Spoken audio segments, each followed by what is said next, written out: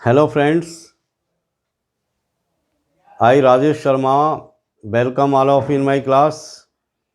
आज की इस क्लास में हम प्रीपोजिशंस के बारे में चर्चा करेंगे और ये जानने का प्रयास करेंगे कि वास्तव में प्रीपोजिशन क्या होते हैं और इनका करेक्ट यूज़ हम सेंटेंसेस के अंदर कैसे करें। इसके अलावा मेरे इस चैनल पर बहुत सारे वीडियोज़ ग्रामर से संबंधित अपलोड किए गए हैं। यदि आपने मेरे पिछले वीडियो नहीं देखे हैं या आप मेरे चैनल पर नए हैं तो मेरे चैनल पर आइए, सब्सक्राइब कीजिए मेरे चैनल को study time by Rajesh Sharma. यानी यूट्यूब पर आकर के आप study time by Rajesh Sharma search करेंगे तो आप मेरे चैनल पर पहुंच जाएंगे और वहां आपको ग्रामर से संबंधित विभिन्न तरह के वीडियोज दिखाई देंगे और मैं आशा करता हूं कि वो आपके लिए बेहद लाभदायक सिद्ध होंगे। आज इस वीडियो में हम प्रीपोजिशंस के बारे में चर्चा कर रहे हैं। Let's begin. तो सबसे पहले हम ये देखेंगे कि प्रीपोजिशन का शाब्दिक अर्थ क्या होता है। जैसा कि इस वर्ड से ही हमको पता चलता है, प्रीपोजिशन यानी प्री प्लस पोजिशन, यानी हम इसको इस तरह भी कह सकते हैं, प्रीपोजिशन। प्रीपोजिशन, प्री और पोजिशन। प्री यानी पूर्व या पहले की, और पोजिशन मतलब स्थिति, यानी एक ऐसा वर्ड जो पूर्व की स्थिति पर आता है, यानी पूर्व में ही इसकी स्थिति जो है, इसकी जो पोजीशन है वो प्री है। अब ये किससे प्री है, यानी किसके पहले हम प्रीपोजिशन का यूज़ करें। तो इसको समझने के लिए, to understand this we take some examples. जैसे कुछ एग्जांपल हम लेते हैं। जैसे आप देखिए, there is a cow in the field. और देखिए आप,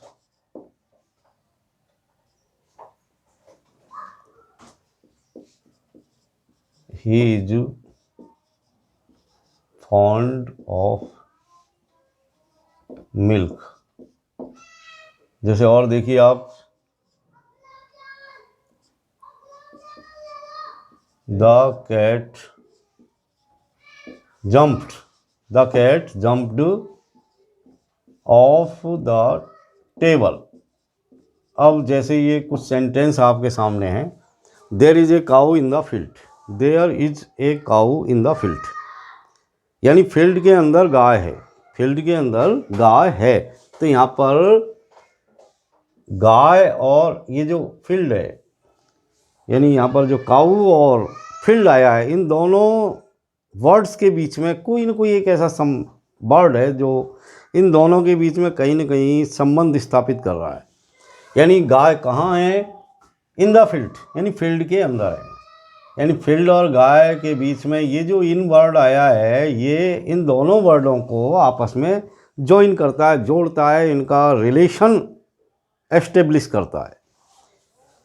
इसी तरह सेकंड सेंटेंस में देखें हम, he is fond of milk. यहाँ पर देखिए आप, मिल्क और फॉन्ड के बीच में ये ऑफ जो वर्ड आया है, वो फॉन्ड और मिल्क दोनों के बीच में संबंध स्थापित कर रहा है। इसी तरीके से थर्ड वन में आप देखेंगे, the cat jumped off the table, off the table और जंप्ड, यानी ये जो ऑफ वर्ड आया, जो प्रीपोजिशन है, ये टेबल और जंप्ड के बीच में संबंध स्थापित कर रहा है। तो आप यहाँ पर देखिए, जैसे इन किससे पहले आया, फील्ड से पहले। यहाँ पर ऑफ जो प्रीपोजिशन है किससे पहले आया, मिल्क से पहले। यहाँ पर आप देखेंगे कि ये जो ऑफ है, जो एक प्रीपोजिशन है, वो किससे पहले आया, टेबल से पहले। तो कहने का मतलब, ये जो प्रीपोजिशन आए हैं, ये किससे पहले आए, ये फील्ड भी नाउन है, फील्ड क्या है, नाउन है, और ये मिल्क क्या है, ये भी नाउन है, टेबल क्या है, ये भी नाउन है। तो कहने का मतलब, नाउन से पहले इन वर्ड्स का इस्तेमाल हुआ है। यानी एक तरीके से हम ये कह सकते हैं कि इनकी जो पोजीशन, ऐसे वर्ड जिनकी पोजीशन नाउन या प्रोनाउन से पहले हो, वो प्रीपोजिशन कहलाते हैं। यानी हम एक तरीके से हम ये कह सकते हैं कि प्रीपोजिशन का अर्थ ये होता है कि that which is placed before, यानी वह शब्द जो पहले आए, जो पहले आ जाए। किससे पहले आ जाए? तो इनसे हमको पता चलता है, इन सेंटेंस से, किससे पहले आ जाए? नाउन या प्रोनाउन से। यानी नाउन या प्रोनाउन से पहले ये वर्ड आते हैं और किसी अदर वर्ड के साथ अपना संबंध स्थापित करते हैं। इनको हम प्रीपोजिशन कह सकते हैं। एक तरीके से इसकी जो डेफिनेशन निकल करके आई वो इस तरीके से हम इसको कह सकते हैं, हैंस वी कैन। तो dear students, hence we can say that a preposition is a word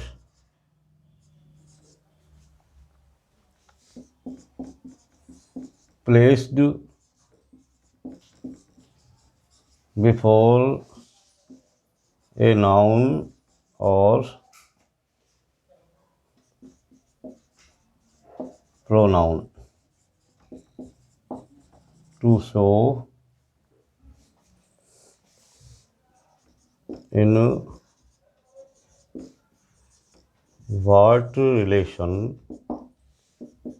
the person or thing denoted by it in regard to something else. तो इस तरीके से डियर स्टूडेंट्स हम ये कह सकते हैं कि ए preposition is a word, preposition वह शब्द होता है प्लेस्ड बिफोर ए नाउन और ए प्रोनाउन, नाउन और ए प्रोनाउन, जो किसी नाउन या प्रोनाउन से पहले आए। क्या करने के लिए आए? टू शो, ये दिखाने के लिए कि in what relation the person और थिंग डिनोटेड बाई इट, यानी इसके द्वारा जो पर्सन या थिंग की बात की जा रही है उसका संबंध उससे पहले आने वाले जो वर्ड्स हैं या जो भी पर्सन या प्लेस हैं या किसी भी तरह का कोई पार्ट्स ऑफ स्पीच है जिसके साथ भी इनका संबंध स्थापित हो रहा है, उसके बारे में हमको बताए कि भाई संबंधित नाउन और प्रोनाउन का उससे पहले आने वाले किसी भी पार्ट्स ऑफ स्पीच के साथ किस तरह का संबंध है। तो ऐसे शब्द प्रीपोजिशन कहलाते हैं। जैसे कुछ एग्जाम्पल लेते हैं हम, और इसके अलावा एक चीज़ ये भी कि यदि हम प्रीपोजिशन का सही तरीके से इस्तेमाल नहीं करते हैं या प्रीपोजिशन का हम इस्तेमाल ही नहीं करते हैं तो किस तरीके से अर्थ का अनर्थ हो जाता है। देखिए जैसे आप ये देखिए, जैसे a boy is in the class, a boy is in the class, ये एक सेंटेंस है। इसी तरीके से ये देखिए आप दूसरा सेंटेंस,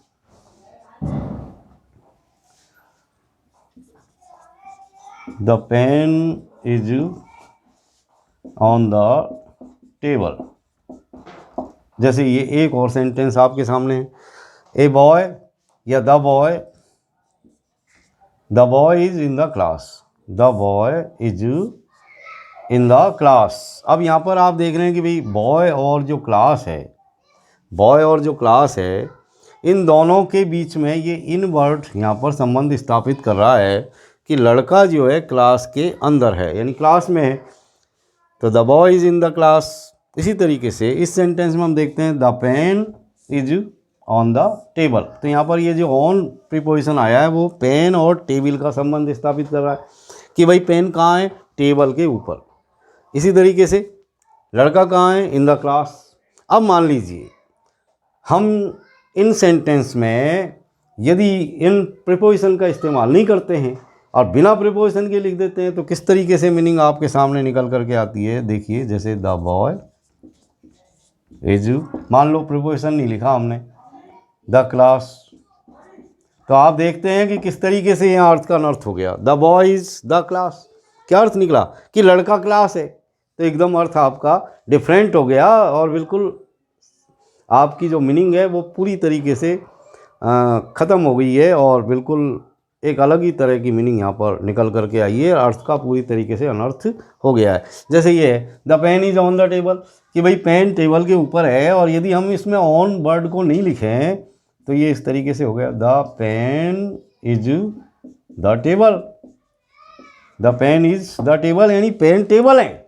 देखिए आप क्या जादू हो गया है यहाँ पर, the pen is the table, कि पेन ही टेबल है, तो ये तो बिल्कुल गलत है। तो अर्थ का पूरी तरीके से सत्यानाश यहाँ पर हो गया है। थोड़ी सी चर्चा हम इन सेंटेंस के बारे में भी करें। जैसे there is a cow in the field, कि भाई गाय जो है फील्ड के अंदर है। गाय कहाँ है? फील्ड के अंदर। तो हम यहाँ पर ये देखते हैं कि भाई अंत में ये जो फील्ड वर्ड आया है, फील्ड, ये नाउन है। इसी तरीके से सेकंड सेंटेंस के अंदर ये मिल्क है, ये भी नाउन है। इसी तरीके से the cat jumped off the table, तो यहाँ पर ये जो द टेबल आया ये भी नाउन है। तो इनसे पहले आने वाले जो वर्ड हैं जिनके साथ ये प्रीपोजिशन अपना संबंध स्थापित कर रहे हैं, तो पहले सेंटेंस के अंदर ये नाउन है और ये काऊ भी नाउन है, यानी यहाँ पर काऊ और फील्ड का आपस में संबंध स्थापित कर रहा है इन, कि भाई गाय कहाँ है? फील्ड के अंदर, तो ये भी नाउन है, यानी यहाँ पर नाउन का नाउन के साथ संबंध स्थापित हो रहा है। सेकंड सेंटेंस में देखिए आप, ये फाउंड का मिल्क के साथ, यानी मिल्क जो कि नाउन है उसका यहाँ पर संबंध, ये फाउंड क्या है? एक एडजेक्टिव है, तो यहाँ पर एक एडजेक्टिव के साथ नाउन का संबंध स्थापित हो रहा है। यहाँ थर्ड में देखिए आप, the cat jumped off the table, यानी टेबल का संबंध जंप से यहाँ पर स्थापित हो रहा है। जंप अपने आप में क्रिया है। तो हम कह सकते हैं कि in sentence 1 the preposition in joins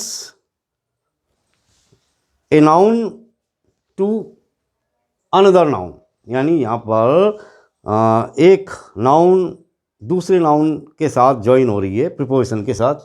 and in second sentence the preposition of joins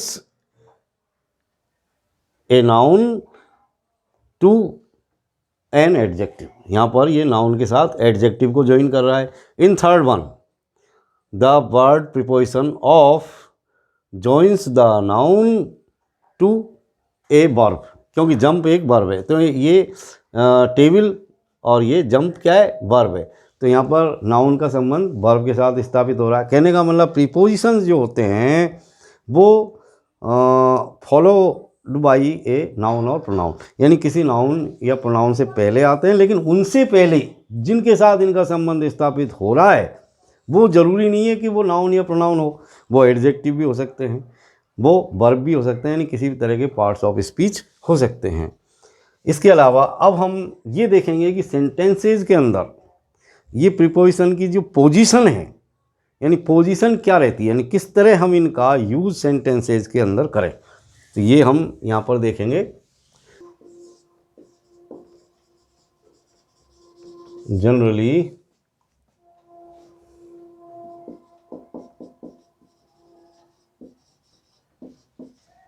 intransitive verb के ऑब्जेक्ट से पहले हम प्रीपोजिशन का यूज करते हैं।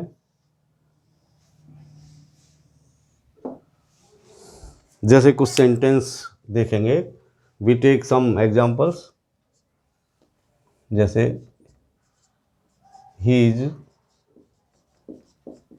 वॉकिंग ऑन द रोड, ये देखिए आप, और देखो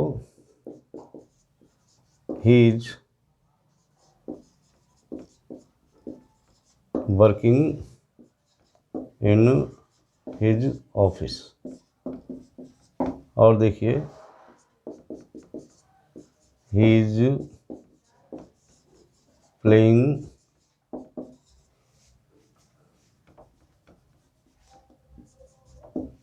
इन द फील्ड।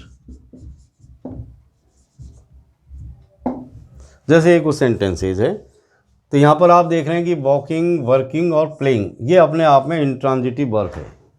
इंट्रांजिटिव वर्ब किसे कहते हैं ये भी आपको मैं पिछले वीडियोज़ में बता चुका हूँ कि भाई ट्रांजिटिव वर्ब क्या होती है और इंट्रांजिटिव वर्ब क्या होती है। ट्रांजिटिव वर्ब जिनका कोई ऑब्जेक्ट हो, और इंट्रांजिटिव वर्ब वो वर्ब होती है जिनका कोई ऑब्जेक्ट नहीं होता, यानी वो विदाउट ऑब्जेक्ट ही सेंटेंसेज के अंदर आती है प्रीपोजिशन के साथ। तो यहाँ पर आप देख रहे हैं कि वॉकिंग, वर्किंग और प्लेइंग ये अपने आप में इंट्रांजिटिव वर्ब है, अकर्मक क्रिया। इंट्रांजिटिव वर्ब अकर्मक यानी जिनका कर्म नहीं हो, तो ये आपकी प्रीपोजिशन है इन और on. The road, his office, in the field, ये इनके ऑब्जेक्ट हैं जो प्रीपोजिशनल ऑब्जेक्ट कहलाएंगे यहाँ पर। तो he is walking on the road, वो सड़क के ऊपर वॉक कर रहा है। He is working in his office, वह अपने ऑफिस में काम कर रहा है। He is playing in the field, वो फील्ड में खेल रहा है। तो यहाँ पर आप देख रहे हैं कि ये जो प्रीपोजिशन है जब हम इनका जनरली इंट्रांजिटिव वर्ब के साथ यूज़ करते हैं तो ये ऑब्जेक्ट से पहले हम इनको लगाते हैं। इसी तरीके से कुछ और यूज़ हम देखेंगे इनकी पोजीशंस के बारे में। जैसे यदि verb plus preposition, verb plus preposition की स्थिति में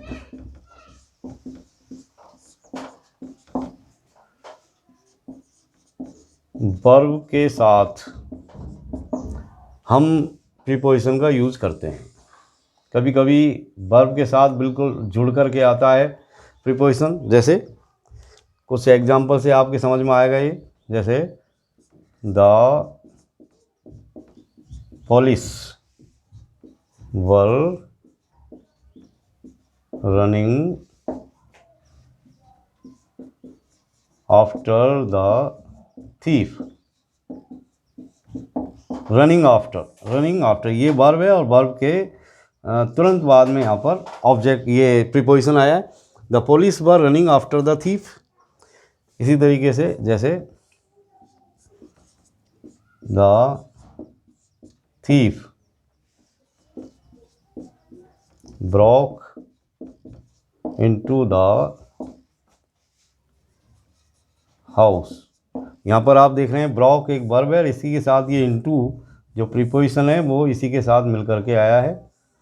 यानी the police were running after the thief, police चोर के पीछे भाग रही थी, और the thief broke into the house, चोर जो है घर के अंदर दीवार तोड़ करके अंदर चला गया। ब्रोक इनटू का मतलब सेंध लगाना, break into second form, broke into सेंध लगाना यानी दीवार तोड़ करके अंदर चले जाना। इसी तरीके से कुछ और यूज हम देखेंगे। कुछ कंडीशंस ऐसी होती है, कुछ पोजीशंस ऐसी होती है, जैसे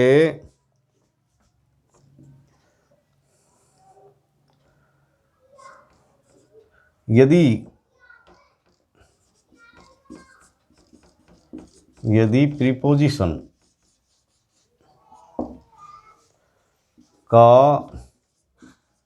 ऑब्जेक्ट, यदि प्रीपोजिशन का ऑब्जेक्ट दैट या विच हो, दैट या विच हो, तो सेंटेंस के अंत में,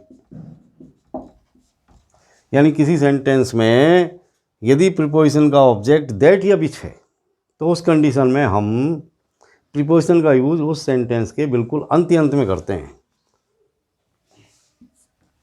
जैसे कुछ एग्जांपल देखिए आप। This is the book that you are looking for। जैसे ये कोई वर्ड है तो यहाँ पर हमने ये फॉर को जो कि प्रीपोजिशन है अंत में रखा है, और ये यहाँ पर ये दैट का ऑब्जेक्ट है। यदि प्रीपोजिशन का ऑब्जेक्ट दैट या विच हो तो हम प्रीपोजिशन का यूज सेंटेंस के अंत में करते हैं। जैसे आप देखिए, this is the pen which you were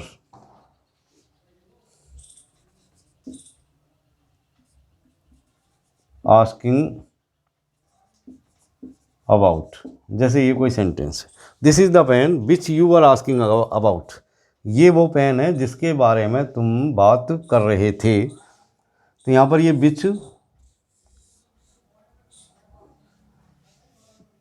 के लिए ये आपका प्रीपोजिशन सेंटेंस के अंत में आया है। इसी तरीके से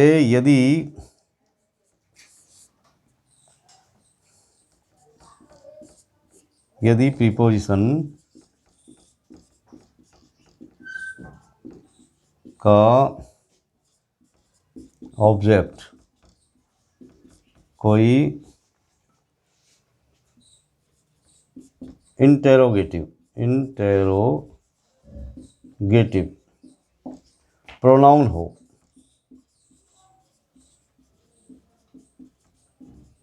तो भी सेंटेंस के अंत में, यानी प्रीपोजिशन का ऑब्जेक्ट यदि कोई इंटेरोगेटिव प्रोनाउन है तो भी हम प्रीपोजिशन का यूज सेंटेंस के अंत में करते हैं। जैसे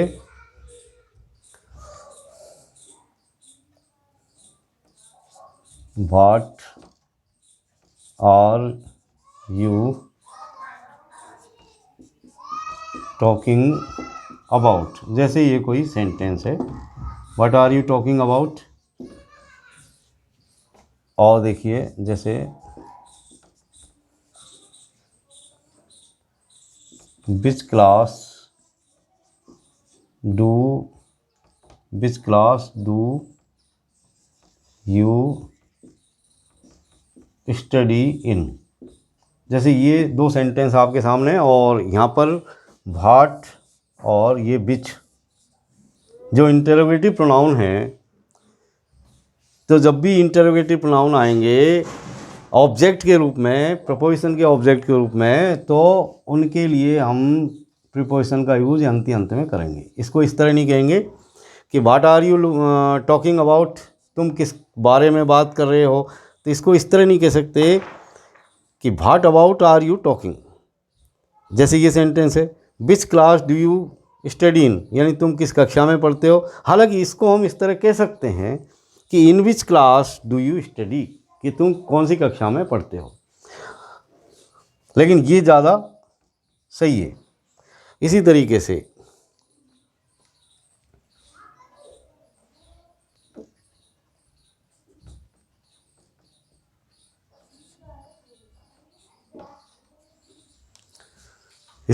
से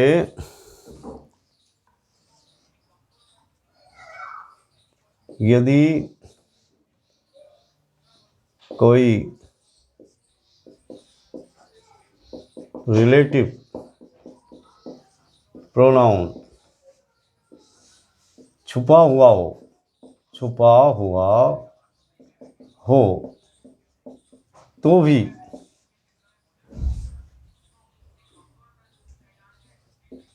भी हम प्रीपोजिशन का यूज वाक्य के अंत में करते हैं। जैसे आप देखिए,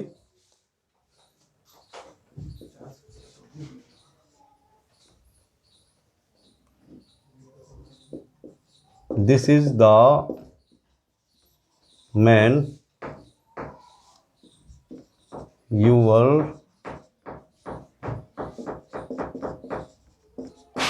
स्पीकिंग ऑफ। जैसे ये कोई सेंटेंस है, इसी तरीके से और देखिए आप, this is the man you were talking about. जैसे ये दो सेंटेंस है, this is the man you are speaking of, ये वो व्यक्ति है जिसके बारे में आप बात कर रहे थे। जिसके बारे में, अब जब हिंदी में अर्थ करते हैं तो जिसके बारे में, इसका मतलब यहाँ पर कोई ना कोई एक रिलेटिव प्रोनाउन आना चाहिए था, और वो क्या आना चाहिए था, वो आना चाहिए था whom, यानी किसके बारे में, whom you are speaking of, whom। तो यहाँ पर ये जो whom रिलेटिव प्रोनाउन है, उस जिससे कि ये दोनों सेंटेंस आपस में, ये दोनों क्लास आपस में जुड़े हुए हैं, वो छुपा हुआ है, हिडन है। तो ऐसी कंडीशन में भी हम जो है प्रीपोजिशन का यूज़ सेंटेंस के अंत में करते हैं। जैसे कि हमने ऑफ का जो यूज़ किया है प्रीपोजिशन का, वो in the end of the sentence किया है। ये सेकंड वन देखिए आप, this is the man you are talking about, ये वो व्यक्ति है जिसके बारे में तुम बात कर रहे थे, यू आर टॉकिंग अबाउट। तो यहाँ पर भी whom जो है यहाँ पर आना चाहिए, यानी दोनों सेंटेंसों को रिलेट करने के लिए ये रिलेटिव प्रोनाउन है। चूँकि यहाँ पर ये whom वर्ड जो है छुपा हुआ है, हिडन है, इसलिए हमने ये जो अबाउट यहाँ पर प्रीपोजिशन आया उसका यूज़ हमने सेंटेंस के अंत में किया है। तो डियर स्टूडेंट्स, इस वीडियो में हमने देखा कि प्रीपोजिशन क्या होते हैं, उनका करेक्ट यूज सेंटेंसेज के अंदर किस तरह किया जाए, यानी उनकी पोजीशंस जो होती है प्रीपोजिशंस की सेंटेंस के अंदर, वे भी हमने इस वीडियो के अंदर देखा। नेक्स्ट वीडियो में हम इसी टॉपिक को आगे बढ़ाएंगे और प्रीपोजिशन का यूज सीखेंगे। अलग अलग तरह के जो प्रीपोजिशंस हैं उनके बारे में हम चर्चा करेंगे। इस आज के वीडियो में बस इतना ही।